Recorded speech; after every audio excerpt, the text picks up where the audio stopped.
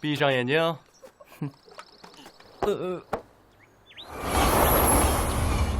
到了。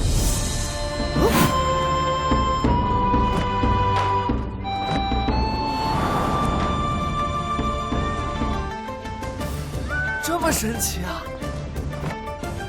学宫自有玄妙，这里是世间所有读书人心中最向往的圣地，位列君子，可成就传扬世代的名利。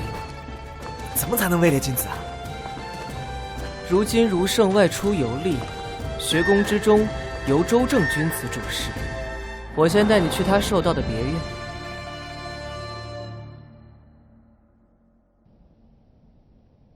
今日有新生入学，谢雨林，你来给这位学友解释一下极恶之道。学生领命。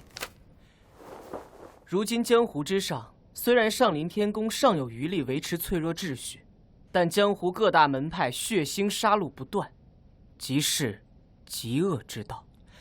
极恶之道不分善恶，为求存，只有一个选择：成为强者。说得好。那么上我的课与其他先生的课有何不同？风佐君，你来回答。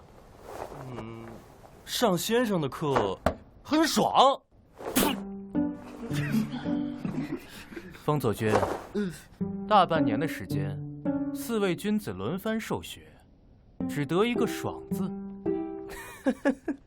周君子有所不知，自您授课以来，风公子跟我打了1个月的架，可不是除了一个爽字，别无他言了。哦，那不妨再仔细说说，这爽从何来？既然先生要我说，那我就敞开了说了。我风佐君朋友来了有酒喝，虎豹来了有刀砍，自小生活潇洒惯了，所以先生的极恶之道，正合我意。管他世道如何，拳头中见真章。胡扯！极恶之道不是让你们融入这极恶之中，君子之道讲究克己守礼，仁德善义。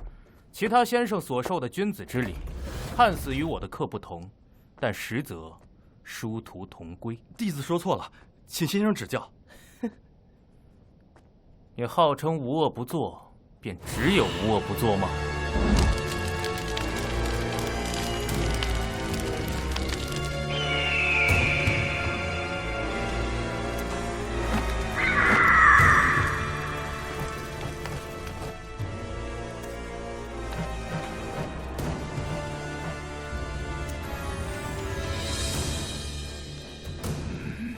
白极乐嚣张惯了，连他手下的白龙和白鹤都变成了废物。